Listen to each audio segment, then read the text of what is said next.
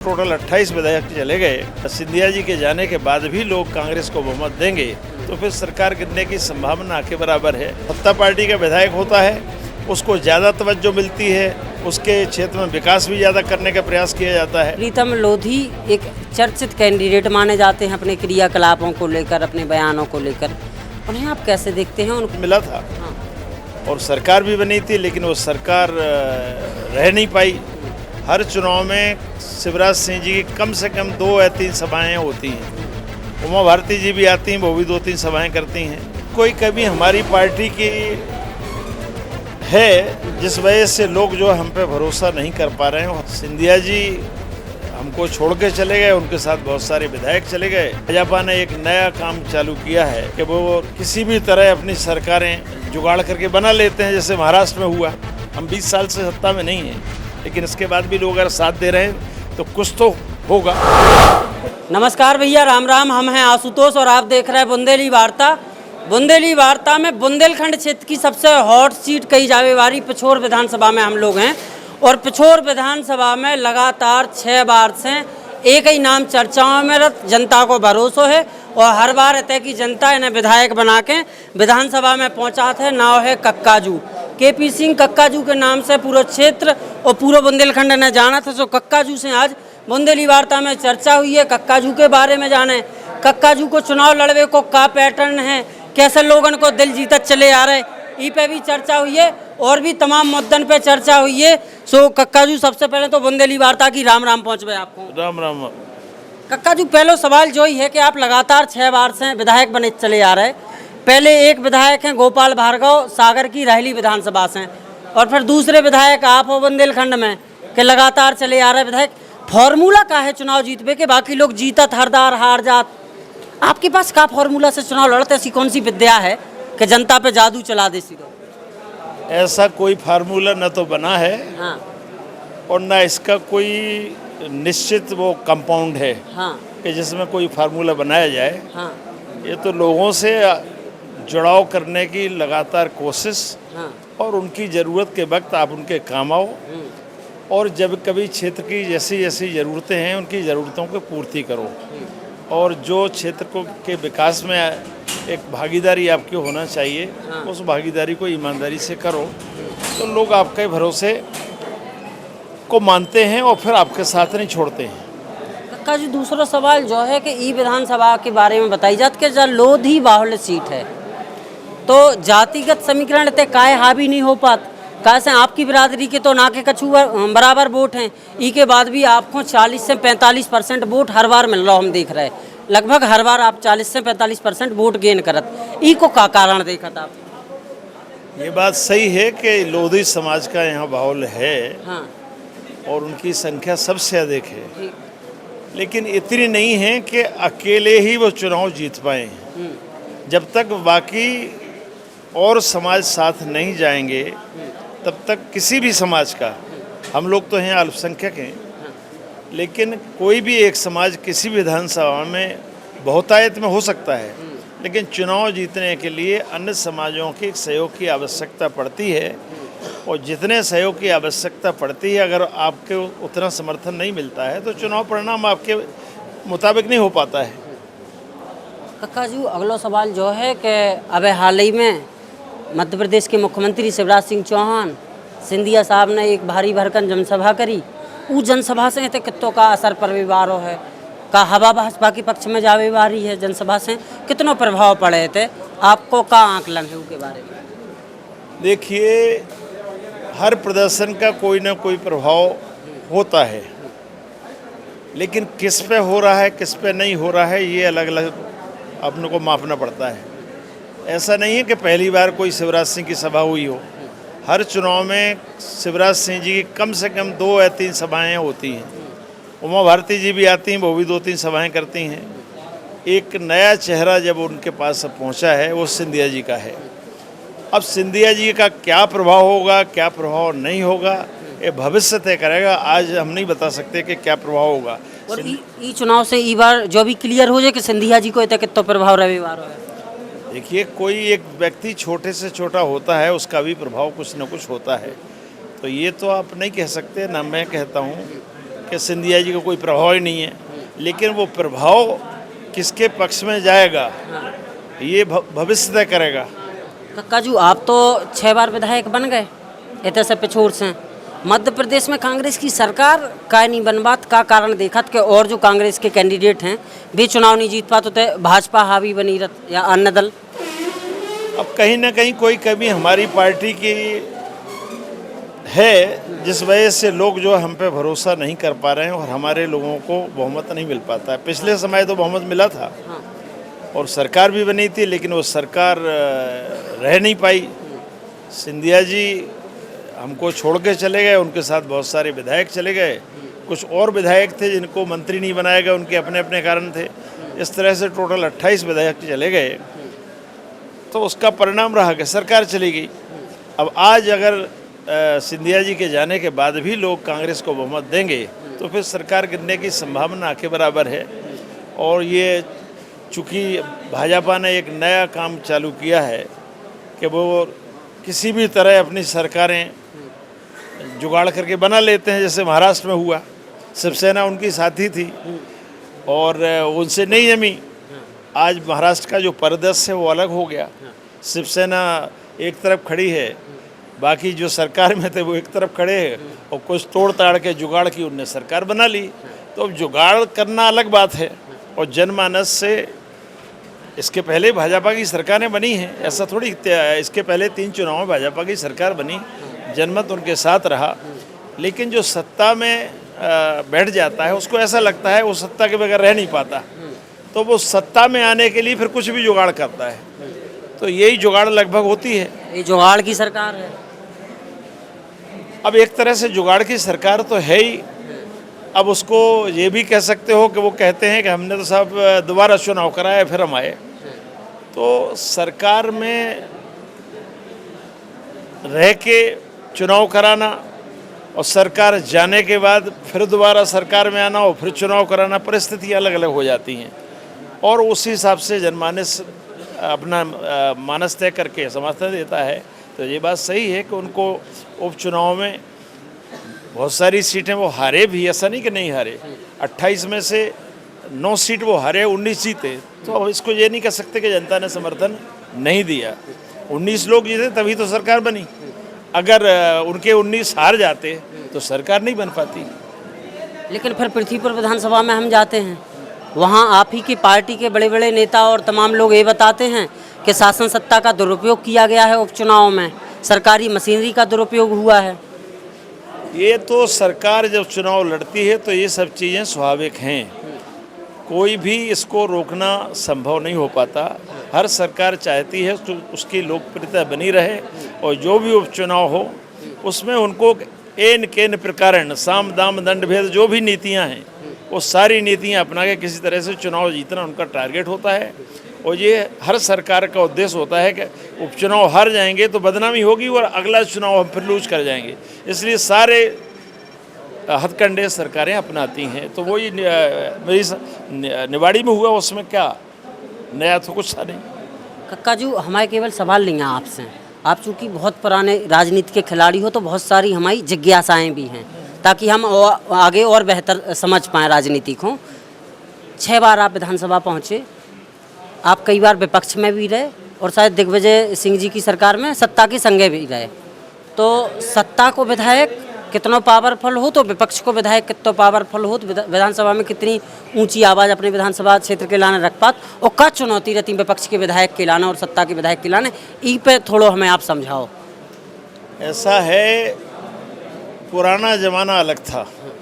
उस समय विपक्ष को भी सरकार ने उतना ही महत्व देती थी जितना वो अपने विधायकों को देती थी। विधायक चुनने के बाद सरकारें विधायक को तवज्जो देती थी।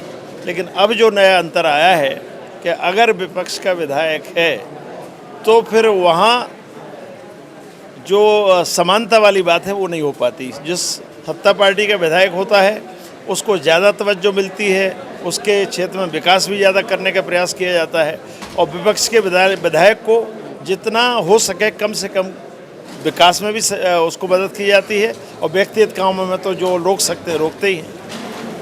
अच्छा, अब की बार चर्चाएं ये हैं और लहर ये है कि कांग्रेस और भी बड़ी मजबूती के साथ काम कर रही है मध्य प्रदेश विधानसभा चुनाव के लिए। यदि आपको मौका मिलेगा और सरकार भी आपकी बनेगी तो पिछोर विधानसभा के लिए क्या कुछ काम रहने वाले हैं जो बहुत ज़रूरी है, जो सबसे पहले करने पड़ेंगे? हमारी एक और नदी परियोजना है जिसकी नहरों का पानी पूरे विधानसभा को मिलना चाहिए, 2023 तक मिलना था। सरकार न होने से उसमें हमें नुकसान हुआ कि वो ठेकेदार को किसी कारण से जेल हो गई, या ये मान लो कि सरकार का उतना सहयोग नहीं मिल पाया कि वो नहर का काम आज भी अधूरा है। पाइपलाइन का थोड़ा सा काम हुआ है, नहर का काम भी काफ़ी हो गया है, लेकिन जिस गति से होना चाहिए था उस गति से नहीं हो पाए। और परिणाम ये है कि डैम बन के तैयार हो गया है लगभग, और नहर की व्यवस्था आज हमारे पास नहीं है, जिससे 2023 तक जो पानी हमको देना था 2023 तक नहीं दे पाएंगे।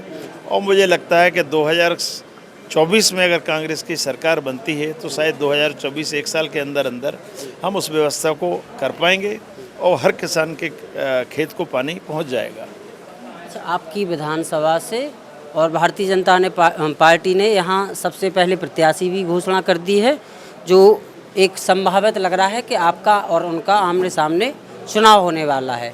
प्रीतम लोधी एक चर्चित कैंडिडेट माने जाते हैं अपने क्रियाकलापों को लेकर, अपने बयानों को लेकर। उन्हें आप कैसे देखते हैं? उनको लेकर यदि कुछ कहना चाहें आप, जैसे पुरानी टिप्पणी हैं बहुत सारी आपको याद हों, या गैंगस्टर को शरण देना, फिर उसके बाद ग्वालियर पुलिस का उनके पीछे पड़ जाना, और ग्वालियर के वो मूल निवासी हैं और पिछोर में आके चुनाव लड़ना, इन सारी चीज़ों को लेकर आपका कुछ कहना यदि हो? मैं इस बारे में कोई व्यक्तिगत टिप्पणी ना तो मैं करता हूं और न मेरी इसमें रुचि है। वो हमारी पार्टी का विषय नहीं है। जिस पार्टी का विषय है वो अपना क्या करना चाहते हैं वो करें। आप जनता से क्या अपील करना चाहेंगे? पिछोर विधानसभा की जनता से क्या अपना संदेश देना चाहेंगे बुंदेली वार्ता के माध्यम से? पिछोर विधानसभा की जनता से मेरा सिर्फ इतना ही आग्रह है कि हर चुनाव में यहाँ षड्यंत्र उत्पात किए जाते हैं। जिस समाज का जहाँ माहौल है, और चूँकि एक जातिगत व्यवस्था है हमारे समाज में, और स्वाभाविक रूप से जाति जब कोई लड़ती है तो फिर वो चाहती है कैसे भी करके वो चुनाव जीते। तो ऐसे गांवों में मतदान केंद्रों पे जहाँ कम अल्पसंख्यक मतदाता हैं, गरीब कमज़ोर मतदाता हैं, तो मेरी उन सब मतदाताओं से भी प्रार्थना है और जो बहुसंख्यक है उनसे भी प्रार्थना है कि मतदान में के समय या मतदान के पहले लोगों को परेशान न करें। चुनाव ये प्रजातंत्र है और प्रजातंत्र में चुनाव होता है, मत आपके पक्ष में है या नहीं है। सही बात। जो जिसके पक्ष में उसको वोट डालें और शांतिपूर्वक चुनाव संपन्न कराने में सब लोग सहयोग करें। ये मेरी आम विधानसभा क्षेत्र के सारे मतदाताओं से प्रार्थना है। जो मान जाएं भगवान उनका भला करे, जो नहीं माने भगवान उनका भला करे। लेकिन मेरी गुजारिश यही है कि इस चुनाव में अभी समय भी है, कई तरह के षड्यंत्र भी चालू हो गए हैं। इन षड्यंत्रों में लोग न फंसें कि नुकसान उनका होना है। बाहर से आने वाले को कोई नुकसान होना नहीं, वो तो आता है चला जाता है, लेकिन हम में जो वैमनस्यता पैदा होती है वो लंबे समय तक फिर हमें नुकसान देती है। इसलिए आपसी वैमनस्यता ना फैलाएं, ये मेरी विशेष प्रार्थना है। कक्का जी, सार्वजनिक उनके भाषण हों या क्रियाकलाप हों, इस पर भले ही आप कुछ ना बोलें, लेकिन जब वो सीधा आप पर अटैक कर रहे हैं, आप पे आरोप लगा रहे हैं कि आप उनकी समाज के, उनकी बिरादरी के बहुत सारे लोगों को शरण दे के और फिर उनको बोटी टांग और दारू पिला के या खाना पीना दे के लोगों के पास भेज रहे हैं, हु हल्ला करवा रहे हैं कि इनकी छवि खराब हो, कि लोधी समाज प्रताड़ित कर रही है लोगों को, इस पे तो आपको कुछ ना कुछ कहना ही पड़ेगा। सीधे आप पे आरोप लगा। आज ये बैठक जो थी ना, ये लोधी समाज की बैठक थी, और आप अगर पहले आ गए कि नहीं आ गए मुझे नहीं पता, लेकिन आपने देखा होगा कि लोधी समाज के जवाबदार लोग, चाहे जनपद अध्यक्ष हों, चाहे सरपंच हों, चाहे जनपद सदस्य हों, चाहे जिला पंचायत सदस्य, वो सारे के सारे यहाँ मौजूद थे। सारे का मतलब जो हमारे समर्थक थे, एक जिला पंचायत सदस्य, जनपद अध्यक्ष खनिया थाना, जो भी हमारे समर्थक हैं वो सारे लोग मौजूद थे। उनमें बहुत सारे सरपंच भी हैं, और मैंने उनको यही कहा है, ये आरोप लगाना बड़ा आसान काम है। हमारा समर्थन का, हमारे साथ रहने वाला कोई भी व्यक्ति कभी उत्पात में शामिल नहीं होता है। एक भी पूरा उदाहरण पूरे विधानसभा में कभी किसी भी समय को अगर वो बताएं तो मुझे ज़रा पल्ले पड़े कि वास्तव में हमारा समर्थक कोई कुछ करता है। सारी घटनाएं उन लोगों के द्वारा की जाती हैं जो चुनाव में हताशा का शिकार हैं। उन्हें फिर भय लगता है कि फिर चुनाव हार गए तो फिर खेल ख़त्म। तो ये इस तरह की मानसिकता उनकी हो सकती है, वो आरोप लगाएं, उनका अधिकार है, लेकिन मुझे किसी पे कोई आरोप नहीं लगाना। मैं तो कोशिश करता हूँ कि सारे जातियों में समन्वय रहे, शांति से चुनाव हुआ। अभी तक कई दफ़े कामयाब भी होते हैं, कई जगह कामयाब होते हैं, कई जगह नहीं हो पाते। स्वामी जी के चुनाव में कुछ उत्पात हुआ था, लेकिन वो उत्पात कामयाब नहीं हो पाया। 9 जगह रीपोलिंग हुआ था और उसके बाद भी वो चुनाव हारे। तो जो उत्पात करने से मैं नहीं समझता कि वो चुनाव जीत पाएगा। आरोप लगाना है, लगाते रहें, लेकिन हमारे ऊपर कोई आरोप साबित हो तब मैं उसका कोई आपको जवाब दूं। एक व्यक्तिगत सवाल भी पूछ लें? बोलिए। आपकी उम्र कितनी है? मेरी उम्र 70 रनिंग, दिसंबर में पूरी हो जाएगी। फिर भी आप इतने फिटफाट हैं, एक्टिव हैं राजनीति में, गांव-गांव जा रहे हैं। अभी हमने देखा कि आपने लोधी समाज की एक बड़ी सभा भी की है, संबोधन भी किया है लोगों को। इसका क्या वो आप मानते हैं कि लोगों को फिट भी रहना कि काम जो भी करें, किसी का पेशा पत्रकारिता हो सकता है, राजनीति हो सकता है या कुछ और भी हो सकता है, फिट रहने की क्या वो है आपकी? फिट रहने के लिए दुनिया में जो आपको मिला है उसको ग्रहण कम करो। कुछ लोग ज़रूरत से ज़्यादा ग्रहण करते हैं। जो कुछ इस दुनिया में है वो समाप्त नहीं होने वाला। आपके से पहले भी था, आपके बाद भी रहेगा। हमको उतना ही लेना चाहिए जितनी हमें जीने के लिए ज़रूरत है। सिर्फ हम खाने के लिए जिएं, ये हमारा सिद्धांत नहीं होना चाहिए। जीने के लिए खाना खाओ या ज़रूरत के हिसाब से चीज़ों को सदुपयोग करो। जो भी दुरुपयोग करेगा, चाहे भोजन का हो, चाहे किसी वस्तु का हो, उसका परिणाम कभी अच्छा नहीं हो सकता। बहुत बढ़िया, बहुत अच्छा लगा आपसे बात करके। और लेकिन आपने एक चीज़ नहीं बताई हमें, केवल अपना फॉर्मूला नहीं बताया 6 बार चुनाव जीतने का। वो हम अफसोस के साथ जाएंगे और आपको कहीं ना कहीं डर भी लगता है, फॉर्मूला बता दिया, लीक ना हो जाए, दूसरे यूज ना कर लें। ऐसा कोई फार्मूला ना तो है और ना कोई ऐसा फार्मूला बना सकते हैं। अलग अलग समय पे अलग अलग परिस्थितियाँ होती हैं। अगर लोग आपका साथ देते हैं तो वही फार्मूला आपका सफल माना जाता है, उसी को आपको विजयश्री मिलती है। और जब असफल हो जाते हैं तो कितने भी अच्छे फार्मूला आपके हों। सिंधिया जी इतने बड़े नेता थे, उनके लोग सामने वाला जो चुनाव लड़ रहे थे वो कभी कल्पना नहीं कर सकते थे हम चुनाव जीतेंगे। और ना कोई उसमें ऐसा कोई फार्मूला था कि सिंधिया जी हार जाएं, लेकिन बिना फार्मूले के वो जीत गए और बिना फार्मूले वाले जो थे वो हार गए।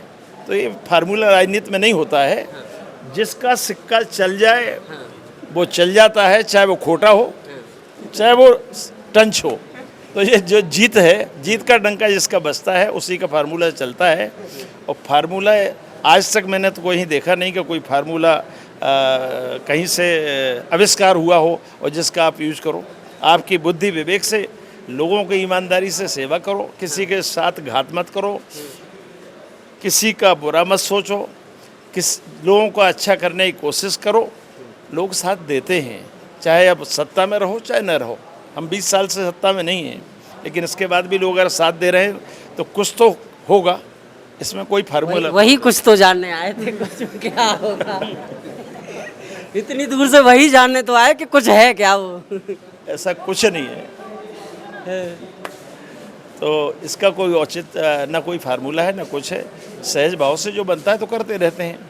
परिणाम देना ऊपर वाले का काम हो, नीचे वालों का, हमारा तो कुछ है नहीं, बीच में है।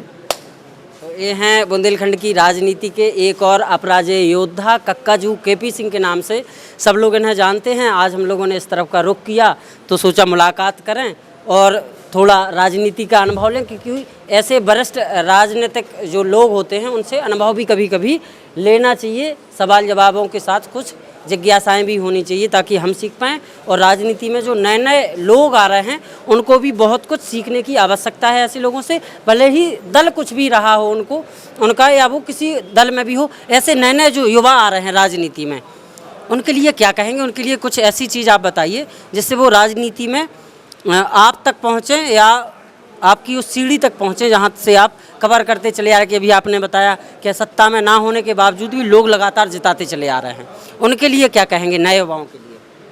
नए युवाओं से यही कहना चाहूँगा कि सिर्फ पाने के उद्देश्य से काम न करें। उद्देश्य सबका पाने का होता है, लेकिन पाने के साथ साथ लोगों को देने का काम करें। हम लोगों को क्या दे सकते हैं, क्या हमारी सामर्थ्य है। भले ही हमारी सामर्थ्य एक व्यक्ति को मदद करने की, तो एक व्यक्ति को करो। 100 व्यक्ति को लायक हो 100 व्यक्ति करो। मदद का भाव अगर आपका हमेशा रहेगा तो लोग आपसे जुड़ेंगे और आगे आपका रास्ता सरल होगा। ये शॉर्टकट जो है ना, ये मीडिया के माध्यम से कुछ भी बोल दिया उल्टा सीधा और उसके बाद अच्छी पब्लिसिटी करा ली, तो एक आध बार तो इसका फ़ायदा हो जाता है कि एक बार आप कुछ भी प्रोपेगेंडा करके आप वायरल हो गया। हाँ, तो आप चुनाव में सफल हो गए, लेकिन हमेशा ये कारगर नहीं होता। लंबे समय चलना है तो लोगों के प्रति आपकी भावना अच्छी होना चाहिए। यही इस सही मामलों में सिद्धांत है। हम अपने में ईमानदारी, कर्म में ईमानदारी रखें। फल का वैसे भी कहते हैं कर्मण्य बाधुकारस्ते न मा फले का फल पे हमारा बस है भी नहीं है। अपना कर्म करो, फल की इच्छा रखो, लेकिन फल की इच्छा इतनी हावी न हो जाए कि फल के चक्कर में कर्म भी भूल जाओ आप। काजू, अभी इस चुनाव में 2018 के चुनाव में जो जीत और हार का अंतर था वो बहुत नज़दीक था, करीब 2600, और इतने ही जीत का अंतर हम लोग एक दिन पढ़ रहे थे दतिया का, तो उसमें भी कांग्रेस प्रत्याशी और गृह मंत्री मध्य प्रदेश शासन के नरोत्तम मिश्रा जी के बीच भी यही कोई 2600-2700 का अंतर है। आपको क्या लग रहा है 2600-2700 का अंतर कहीं ना कहीं खतरे की घंटी है आपके लिए या नरोत्तम मिश्रा जी के लिए, किसके लिए? देखिए, नरोत्तम मिश्रा जी के लिए है कि नहीं ये तो मैं उन्हीं से पूछना, वो ही जान सकते हैं, लेकिन मेरे लिए खतरे की घंटी है। और मैं इसलिए सारे जो हमारे साथी हैं, चाहे वो किसी भी समाज के हो, सारे समाजों को बैठ के, कार्यकर्ताओं बैठ के ये पता करने की कोशिश कर रहा हूँ कि ज़मीन पे हालत है क्या। और मेरा व्यक्तिगत सोच भी है, बात पार्टी की नहीं है, अगर लोग आपके साथ हैं तो चुनाव में आपको जाना चाहिए। मेरी कोई मजबूरी नहीं है। विधायक बनने का अगर शौक़ था, मंत्री बनने का शौक़ था, तो 6 बार विधायक बन गया, 2 बार मंत्री बन गया। तो शौक़ अगर आपका है तो शौक़ आपको पूरा। लेकिन अगर लोग आपको पसंद नहीं कर रहे हैं, जन समर्थन आपका कमज़ोर हो रहा है, तो आपको ये आकलन करना चाहिए, आत्मचिंतन करना चाहिए। और अगर आपको लगता है ज़रा सा भी कि लोग आपका साथ छोड़ रहे हैं, अब आप नहीं जीत सकते, तो चुपचाप अपना घर द्वार देखो और बाकी ज़िंदगी में जो आपके और काम है वो करो। क्या ज़रूरी है कि आप जबरदस्ती इस कुर्सी बैठे रहो? लोग आपको कुर्सी से पटक दें, उससे बेहतर है कुर्सी छोड़ के आप खुद ही चले जाओ। लोग आपको भगाएं, किसी कहीं भी आप हो वहाँ से लोग आपको भगाएं, उससे पहले अगर आपको लगता है लोग हमें भगाएंगे तो पहले ही बोरिए बस्ते बांध के घर चले जाओ, उसमें ज़्यादा बेहतरी है। और इसी बात के लिए ये चुनावी कोई मीटिंग नहीं है चुनाव से संबंधित, लेकिन यही आकलन करने का प्रयास कर रहा हूँ कि हमारा समर्थक यथावत है, यह हमसे टूट गया है, नया जुड़ा है या नहीं जुड़ा है। 3 स्थिति होती हैं। पहले से स्थिति खराब है तो आपको सोचने की ज़रूरत नहीं, चुपचाप घर जाओ। पहले से स्थिति अच्छी है तो सोचने की ज़रूरत नहीं, और पहले जैसी है तो खतरा मान के उसको कैसे व्यवस्थित कर सकते हो, इसका प्रयास करना चाहिए, और वही मैं कर रहा हूँ। बहुत बढ़िया काजू, आपने बहुत कीमती समय हमें दिया और बहुत ही जेन्युइन बात रखी। अपनी कमी कोई नेता शायद नहीं बताता मीडिया के सामने कि हमें खतरा है, लेकिन आप कह रहे हैं, ये बहुत बड़ी बात है। और कहीं ना कहीं आपकी यही सच्चाई है जो आप बिल्कुल खुल के बोल रहे हैं मीडिया के सामने। उसका कारण भी यही मुझे लगता है कि 6 बार से लगातार आप जीतते चले आ रहे हैं, सत्ता में ना होने के बाद भी जनता का आपको आशीर्वाद मिल रहा है। ये हमारे साथ केपी सिंह कक्काजू थे, जो बुंदेलखंड शिवपुरी ज़िले के पिछोर क्षेत्र में आता है, पिछोर विधानसभा में आता है, वहाँ से लगातार चुनाव लड़ते हैं।